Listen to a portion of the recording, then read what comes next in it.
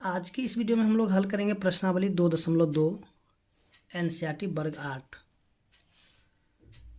इसका जो हमने प्रश्न संख्या 1 से लेकर के 10 तक के सभी प्रश्नों का हल कर लिया है। अगर आपने देखे तो आपको जो लिंक इसी वीडियो के डिस्क्रिप्शन में मिल जाएगा, तो आप वहाँ से जाकर इसको देख सकते हैं।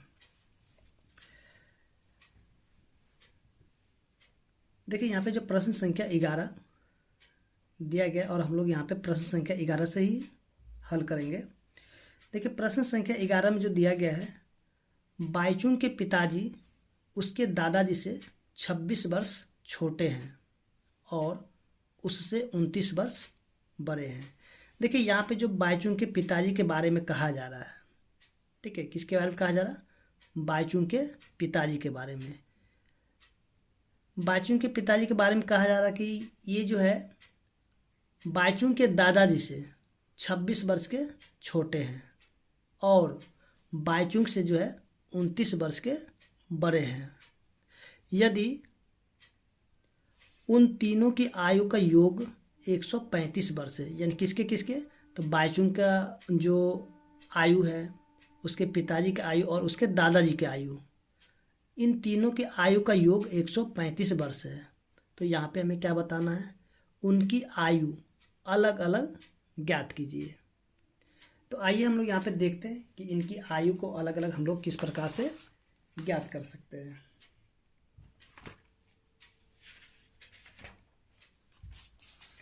सबसे पहले देखिए यहाँ पे जो है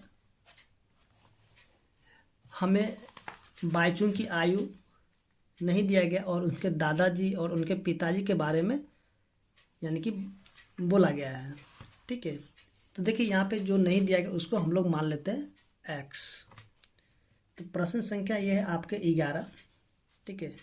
यहाँ पे लिखते हैं माना कि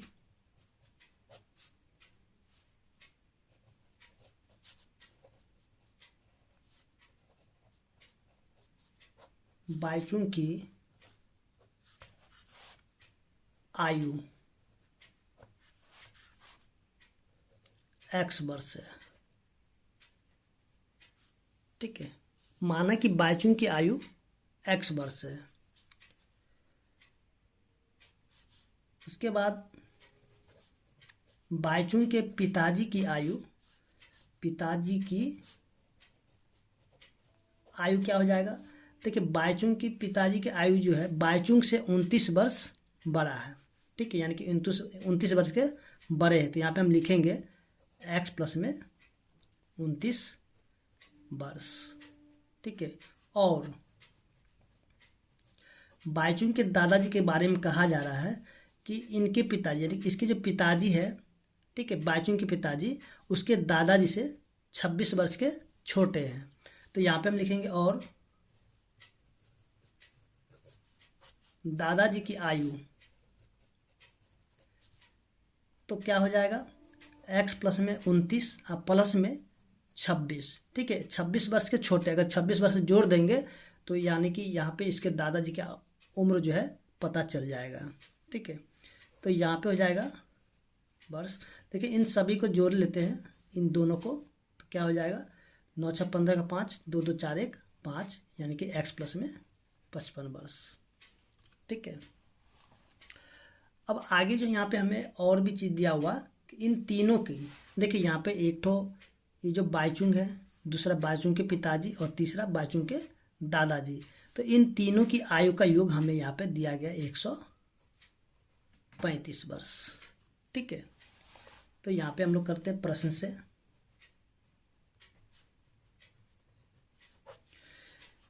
सबसे पहले बाईचुंग की आयु जो है लेते हैं x, उसके पिताजी की आयु हो जाएगा x प्लस में 29। उसके बाद इसके दादाजी की आयु हो जाए x प्लस में 55, ठीक है। चलिए यहाँ पे क्या करते हैं, पहले ब्रैकेट हम लोग यहाँ से बारी बारी से खोल देते हैं। x प्लस में x plus 29 plus x plus 55 बराबर 135। देखिए यहाँ पे तीनों x, एक ठो x, दो ठो x और ये तीसरा x, इन तीनों को जब हम लोग एक साथ जोड़ देंगे तो ये हो जाएगा 3x।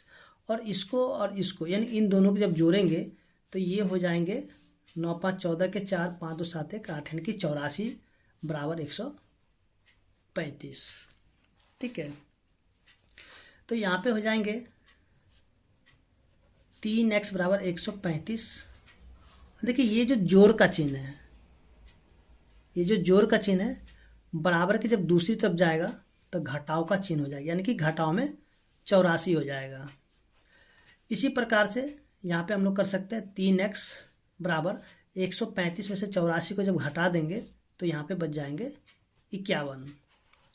ठीक है, अब देखिए यहाँ पे 3x यानी कि 3x है, यानी कि 3 गुना में x है। ठीक है, जब बराबर के इधर अगर गुना में रहे तो दूसरी तरफ जा करके भाग में हो जाएगा।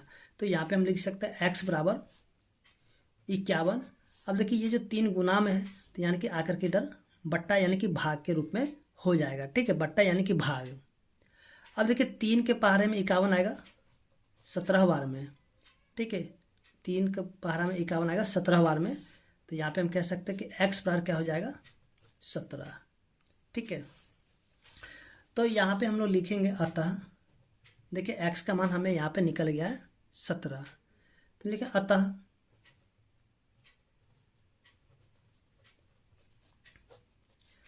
बाईचुंग की आयु, देखिए बाईचुंग की आयु क्या हो जाएगा, देखिए यहाँ पे हमने बाईचुंग की आयु को माना था x वर्ष। ठीक है, तो यहाँ पे क्या हो जाएगा x का, देखिए x का मान निकल गया 17, तो हम यहाँ लिख सकते हैं, चलिए यहाँ पे x बराबर 17 वर्ष। अब देखिए इसके पिताजी की आयु x + 29, तो यहाँ पे लिखेंगे पिताजी की आयु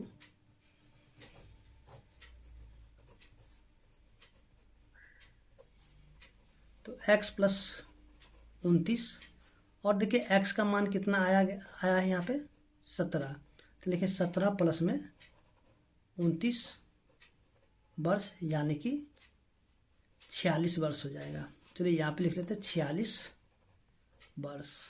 और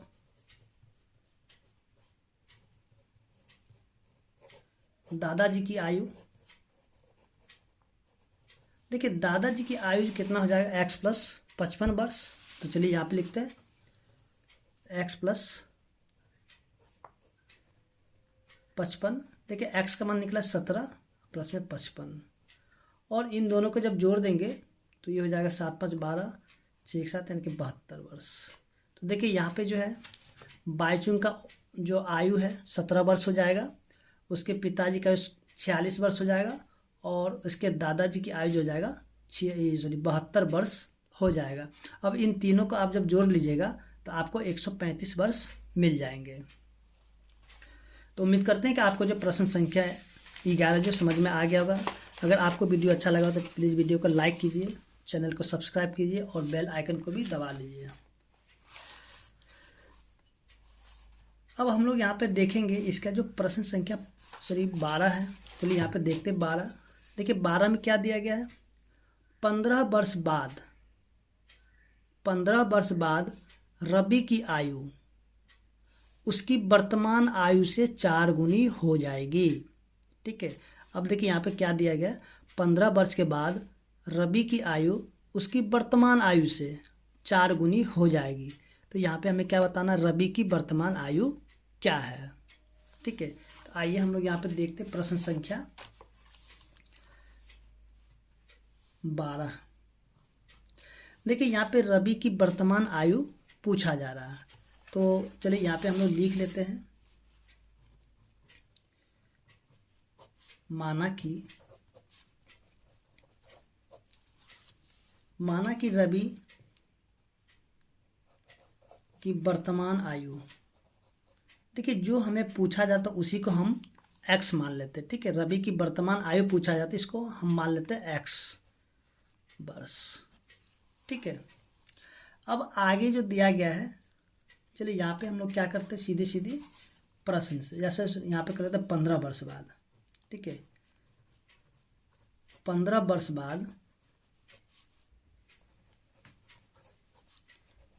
रवि की आयु, देखिए अभी यहाँ पे हम लोग देखेंगे, जैसे कि मान लीजिए कि अभी आपका आयु अगर 20 वर्ष है तो 15 वर्ष के बाद आपकी आयु क्या हो जाएगा, तो सिंपली क्या आप बोलिएगा यहाँ पे 20 और प्लस में 15 35 वर्ष। ठीक है, क्योंकि आपको आपका वर्तमान आयु पता है, लेकिन यहाँ पे देखिए रवि की वर्तमान आयु हमें नहीं पता था, इसको हमने एक्स माना था। तो 15 वर्ष के बाद जो रवि की आयु क्या हो जाएगा, देखिए एक्स में हम क्या करेंगे, ये जो 15 है 15 को जोड़ देंगे तो ये 15 वर्ष के बाद की 15 वर्ष के बाद की आयु जो हमें पता चल जाएगा। ठीक है, अब सीधे सीधे हम लोग यहाँ पे क्या करते हैं, प्रश्न से। ठीक है, अब देखिए रवि की वर्तमान आयु कितना है, एक्स है। ठीक है, और ये 15 वर्ष के बाद 4 गुनी हो जाएगा, यानी कि 4 गुना में हो जाएगा। अब बराबर क्या हो जाएगा, एक्स प्लस में 15। देखिए यहाँ पे जो है इसको अगर गुना कर दिया जाए तो ये हो जाएगा 4x बराबर एक्स प्लस 15। इसके बाद 4x, देखिए ये जो जोड़ में x है, ठीक है, इसके आगे कोई भी चिन्ह तो इसके आगे जोड़ का चिन्ह रहता है, तो जब ये बराबर के इधर आएगा तो घटाव में x हो जाएगा बराबर 15। इसके बाद देखेंगे कि 4 में से जब x को, यानी कि 4x में से जब x घटा लेंगे तो यहाँ पे बच जाएगा 3x बराबर ये जो 15 है। ठीक है, तो यहाँ पे देखिए 3x है, यानी कि 3 गुना में x है, तो x यहाँ पे रह जाएगा अब बराबर 15, और ये जो गुना में 3 है इधर आके भाग में यानी कि बट्टा में 3 हो जाएगा, और 3 से हम इसको काटेंगे तो 3 पचे 15, यानी कि हम यहाँ पे कह सकते हैं कि x बराबर 5 हो गया। ठीक है, तो देखिए x हमने क्या माना था, x हमने माना था रवि की वर्तमान आयु। सॉरी, यहाँ पे माना कि रवि की वर्तमान आयु, यहाँ पे आयु छूट गया। ठीक है, आयु ये वाला, तो यहाँ पे हम लोग लिखेंगे अतः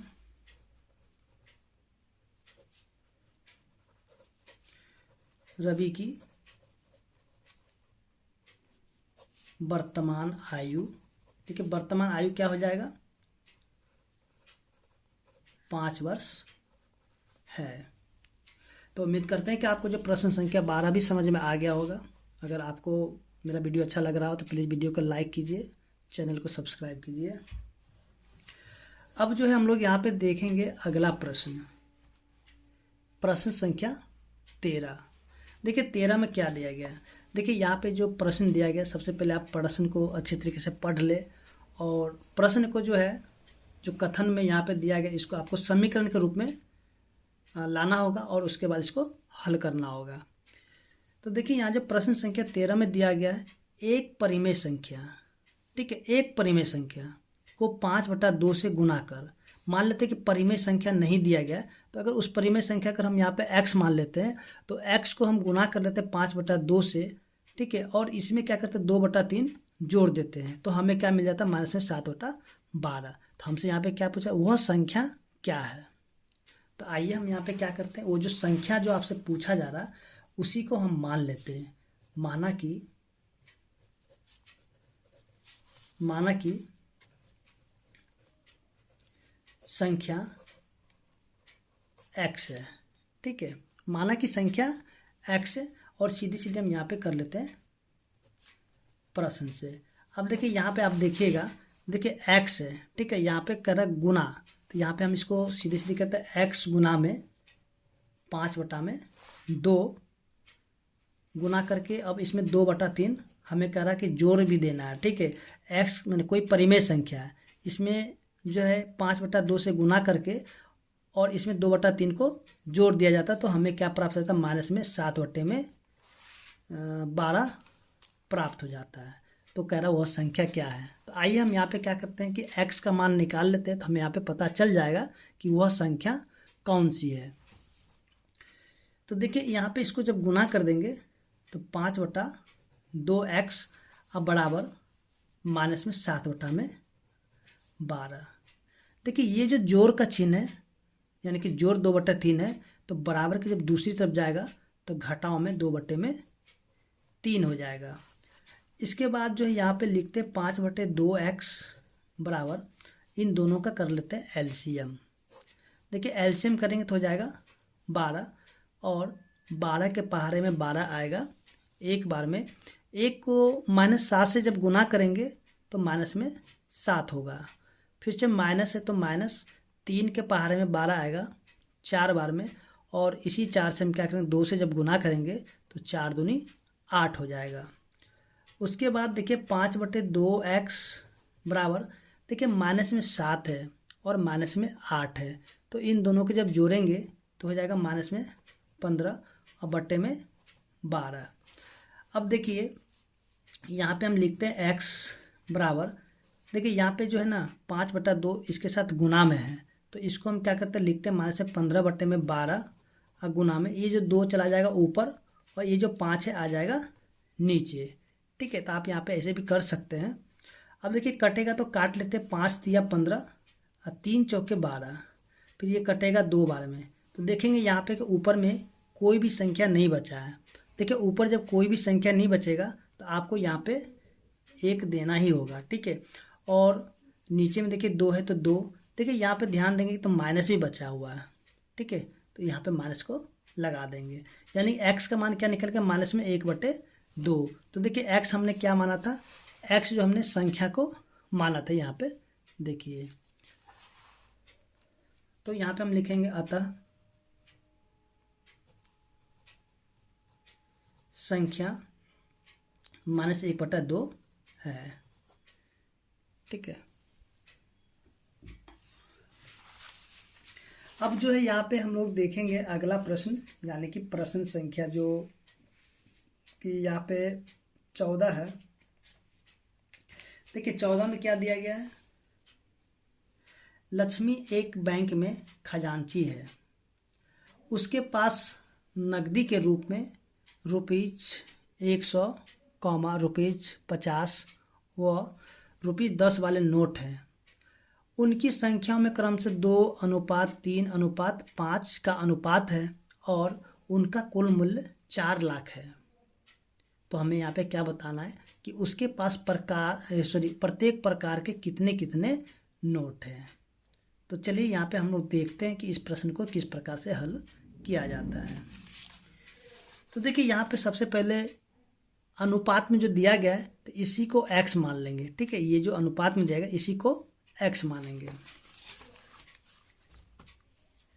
तो यहाँ पे हम लोग देखेंगे प्रश्न संख्या 14। देखिए 14 में जो दिया गया लिखेंगे, माना कि ₹100,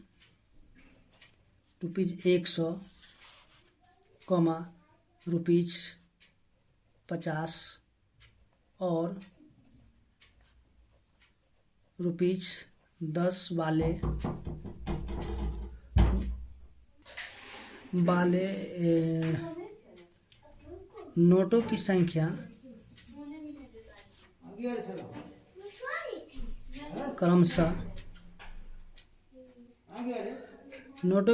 क्रमशः क्या हो जाएगा, देखिए 2:3:5 है, तो यहाँ पे हम लोग लिखेंगे 2x, 3x और 5x है। ठीक है, अब यहाँ पे सीधे सीधे हम क्या करते हैं, प्रश्न से कर लेते हैं। देखिए जितना लंबा लिखेंगे उतना ही बड़ा होगा, तो यहाँ पे हम लोग सीधी प्रश्न से। ठीक है, देखिए यहाँ पे 2x, चलिए यहाँ पे लिखते हैं 2x, और 2x यानी कि ₹100 वाला नोट है वो कितना है, यानी कि अनुपात में 2 अनुपात में था, तो यहाँ पे क्या होगा 2x और गुना में 100। ठीक है, फिर से 3x यानी कि 3 गुना में 50 जोड़ में 5x, तो 5x गुना में ये जो 10 है 10, और इन सभी का मूल्य है 4 लाख। ठीक है, 4 लाख। तो देखिए यहाँ पे इसको जब गुना करेंगे तो हो जाएगा 200x जोड़ में 150x प्लस में 50x बराबर 4 लाख। ठीक है, देखिए इन सभी को जब जोड़ेंगे तो ये हो जाएगा 400x बराबर 4 लाख। ठीक है, तो x बराबर क्या हो जाएगा 4 लाख बटा में 400, देखिए 2 जीरो से 2 जीरो कट जाएगा, 4 से कटेगा एक बार में, यानी कि 1000। तो देखिए x का मान हो जाएगा 1000, ठीक है। तो हम यहाँ पे लिखेंगे अतः ₹100 वाले नोटों की संख्या, देखिए 100 रुपये के नोटों वाले की संख्या कितना हो जाएगा, यहाँ पे दिया 2x, ठीक है। तो यहाँ पे लिखेंगे 2x, यानी कि 2 गुना में x का मान निकल गया 1000, यानी कि 1000 से गुना करेंगे तो हो जाएगा 2000। उसके ₹50 वाले नोटों की संख्या, तो देखिए यहाँ पे क्या है 3x, ठीक है, ये वाला है, तो यानी कि 3x, तो 3 गुना में 1000, ये हो जाएगा 3000, ठीक है। उसके बाद ₹10 वाले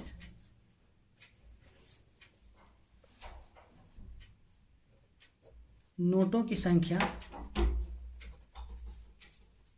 10x, यानी कि 10 गुना में 1000, सॉरी यहाँ पे मिस्टेक, सॉरी यहाँ पे 5x होगा, तो ये हो जाएगा 5000।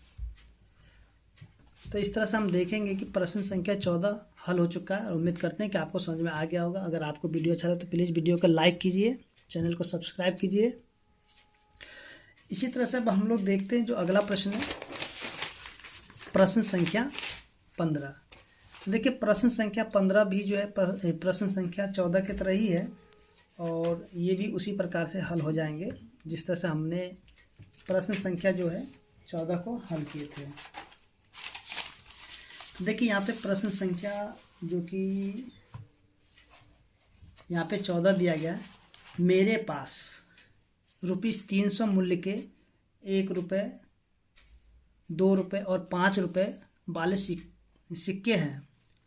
अब देखिए यहाँ पे बोला जा रहा है 2 रुपये वाले सिक्कों की संख्या 5 रुपये वाले सिक्कों की संख्या की तिगुनी है, और सिक्कों की कुल संख्या 160 है। तो यहाँ पे बताना कि मेरे पास प्रत्येक प्रकार के कितने सिक्के हैं। तो आइए हम लोग यहाँ पे देखते हैं प्रश्न संख्या 15 को।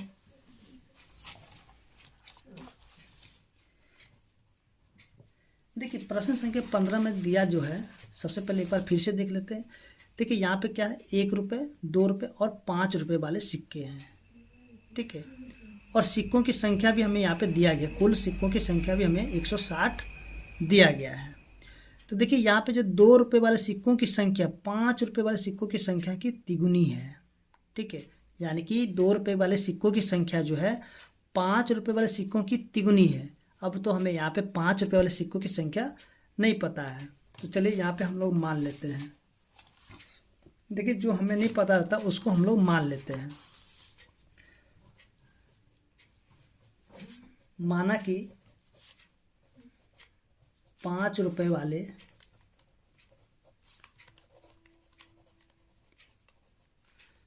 सिक्कों की संख्या x है, तब 2 रुपये वाले सिक्कों की संख्या क्या हो जाएगी। देखिए 2 रुपये वाले सिक्कों की संख्या के बारे में कहा जा रहा है कि 5 रुपये वाले सिक्कों की संख्या की तिगुनी होगी। अब देखिए 5 रुपये वाले सिक्कों की संख्या क्या है, x है, तब 2 रुपये वाले सिक्कों की संख्या क्या हो जाएगा, 3 गुना में x, यानी कि 3x हो जाएगा, ठीक है। और देखिए अब यहाँ पे जो है हम लोग देखेंगे कि इसमें जो दिया गया था 1 रुपये, 2 रुपये और 5 रुपये, ठीक है।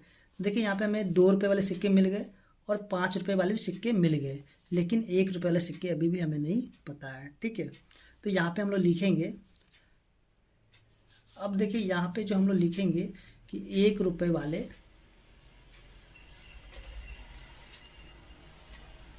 सिक्कों की संख्या। देखिए यहाँ पे हम लोग लिखेंगे 160। देखिए 160 इसलिए लिखे कि देखिए सिक्कों की कुल संख्या जो 160 है, यहाँ पे दिया गया, देखिए यहाँ पे 160 है, तो यहाँ पे लिखिए 160। अब देखिए ये जो कुल सिक्कों में से हम क्या करेंगे कि 2 रुपये वाले सिक्कों की संख्या और 5 रुपये वाले सिक्कों की संख्या इसमें से घटा लेंगे, तब हमें यहाँ पे मालूम चल जाएगा कि 1 रुपये वाले सिक्कों की संख्या क्या है। तो देखिए यहाँ पे 2 रुपये वाले सिक्कों की संख्या है 3x और 1 रुपये वाले सिक्कों की संख्या, सॉरी 5 रुपये वाले सिक्कों की संख्या है x। तो इसको इसमें जोड़ करके घटा लेंगे तो ये हो जाएगा 160 माइनस में 4x। ठीक है, ये हो गया आपके 1 रुपये वाले सिक्कों की कुल संख्या। अब यहाँ पे क्या करते हैं, सीधी सीधी कर लेते हैं प्रश्न से। ठीक है, तो 1 रुपये वाले सिक्कों की संख्या कितना, 160 माइनस में 4x, और इसको गुना कर देते हैं 1 के साथ, फिर से जोड़। 2 रुपये वाले सिक्कों की संख्या कितना है, 3x, तो इसको गुना करते हैं 3x से।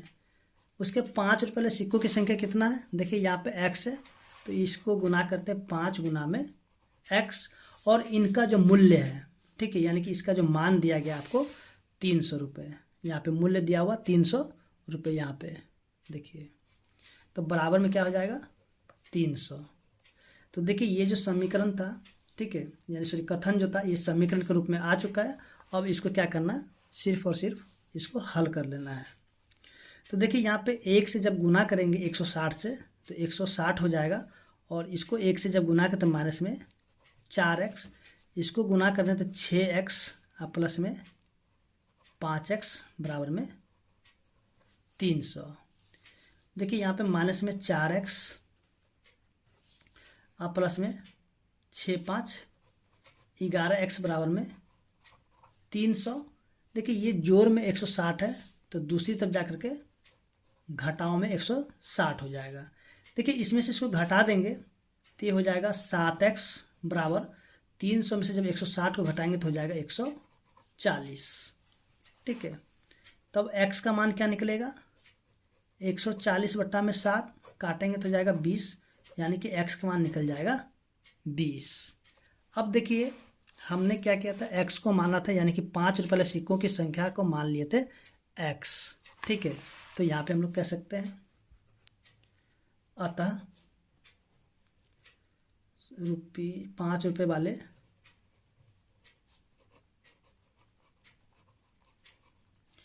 सिक्कों की संख्या, यानी कि x है, x का मान निकल गया है 20। उसके बाद 2 रुपये वाले सिक्कों की संख्या, देखिए 2 रुपये वाले सिक्कों की संख्या जो हो जाएगा, देखिए यहाँ पे हमने माना था 3x। ठीक है, यहाँ पे ये जो 2 रुपये वाले यहाँ से, ठीक है, तो इसको हम लोग लिखेंगे 3x, यानी कि 3 गुना में 20 तो हो जाएगा 20 × 60, यानी कि 100, सॉरी यहाँ पे हो जाएगा 60 हो जाएगा, 20 × 60। अब देखिए 1 रुपये वाले, 1 रुपये वाले सिक्कों की संख्या,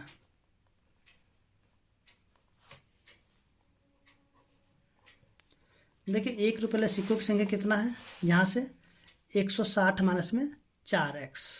ठीक है, तो चलिए यहाँ पे हम लोग लिखते हैं 160 माइनस में 4x, यानी कि 160 माइनस में 4 गुना में x का मान है 20, 160 माइनस में 20 चौके 80, यानी कि 80। ठीक है, तो 1 रुपये वाले सिक्कों की संख्या कितना हो जाएगा, 80 हो जाएगा। तो उम्मीद करते हैं कि आपको जो प्रश्न संख्या 15 समझ में आ गया होगा। अगर वीडियो अच्छा लगा तो वीडियो को लाइक कीजिए, चैनल को सब्सक्राइब कीजिए। अब हम लोग यहाँ पे देखते हैं अगला प्रश्न, जो कि प्रश्न संख्या है 16। देखिए 16 में जो दिया गया है, एक निबंध प्रतियोगिता में आयोजकों ने तय किया कि प्रत्येक विजेता को 100 रुपये और विजेता को छोड़कर प्रत्येक प्रतिभागी को 25 रुपये के रूप में दिए जाएंगे। यदि पुरस्कारों में बांटी गई राशि 3000 रुपये थी तो कुल 63 प्रतिभागियों में विजेताओं की संख्या ज्ञात कीजिए। आइए हम लोग यहाँ पे देखते हैं कि इस प्रश्न को किस प्रकार से हल किया जाता है। तो देखिए हमें यहाँ पे जो है ये प्रश्न संख्या 16 है। हमें यहाँ पे पूछा जा रहा है कि विजेताओं की संख्या क्या है। तो चलिए यहाँ पे हम लोग मान लेते हैं। देखिए जो हमें निकालना उसी को हम मान लेते हैं। तो माना कि विजेताओं की संख्या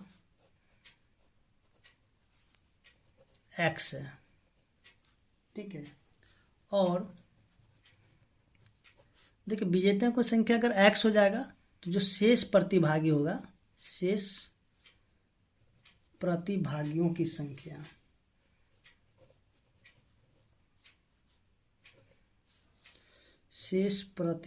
यहाँ पे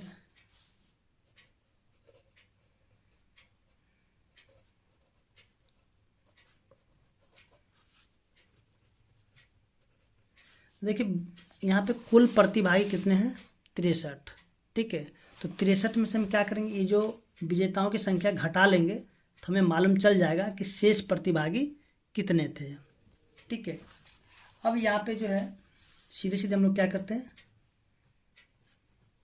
प्रश्न से विजेताओं की संख्या क्या है, x, और विजेताओं को जो मिलने वाली राशि कितना है, 100 रुपये। तो इसको कर देते हैं 100 से गुना, फिर जोड़। अब देखिए शेष प्रतिभागी कितना है, 63 माइनस में x, और जो शेष प्रतिभागी उसको मिलने वाली राशि है ₹25, यानी कि 25 रुपये की राशि इसको दिया जाता है। और कुल राशियों की संख्या, कुल राशि कितना है, 3000, ठीक है। तो बराबर में क्या हो जाएगा, 3000। अब यहाँ पे हम लोग क्या करते हैं, इसको हल कर लेते हैं। देखिए 100 को गुना करेंगे, x को गुना करेंगे 100 से तो हो जाएगा 100 x, जोड़ में देखिए इसको जब गुना करेंगे 25 को 63, 25 या 75 के 5 बच गया 7, 25 के 150, 150 में 7 जोड़ेंगे 1 5 7, यानी कि 1575। सॉरी यहाँ पे 1575 माइनस में 25 है। चलिए यहाँ पे गुना करके देख लेते हैं। 63 को गुना करते हैं 25 के साथ, 5 या 15, 5 6 30 1 31, 5 या 15 5 6 30 31, 3 दूनी 6, 6 दूनी 12। चलिए यहाँ पे 1575 ठीक है, बराबर 3000। अब देखिए इसमें से इसको घटाएंगे, 100 में से अगर 25 को घटा लेंगे, x देखिए x वाले को घटाना होगा, ठीक है। तो हो जाएंगे 75x बराबर 3000। घटाओ में देखिए यहाँ पे 1575 घटा में हो जाएगा 1575। 3000 में से क्या करते हैं कि 1575 को घटा देते हैं, तो 25 यहाँ पे 4 1, यानी कि 1425। 75x बराबर में 1425। तब देखिए x का मान क्या निकलेगा, 1425 बटा में 75। तब इसको जो है क्या करते हैं कि काट लेते हैं 5 के पहाड़े से, या 25 के पहाड़े, 5 के पहाड़े से काटते हैं, 15 25 75, और 5 दूनी 10, 5 8 40, 25 25। फिर से इसको काट लेते हैं, 5 से काट लेते हैं, 5 या 15, और 5 से ये कटेगा 25 25। सॉरी यहाँ पे लगता है मिस्टेक हो गया काटने में, 25 25 और 3 5 7 35। फिर काटेंगे तो क्या हो जाएगा 19। चलिए यहाँ पे ठीक था, यानी x बराबर क्या हो जाएगा 19, ठीक है। देखिए 19 यानी x हमने किसको माना था, तो x हमने माना था विजेताओं की संख्या। तो यहाँ पे हम लोग लिखेंगे अतः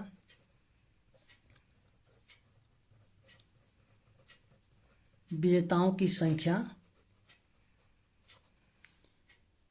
x यानी कि 19 है, ठीक है।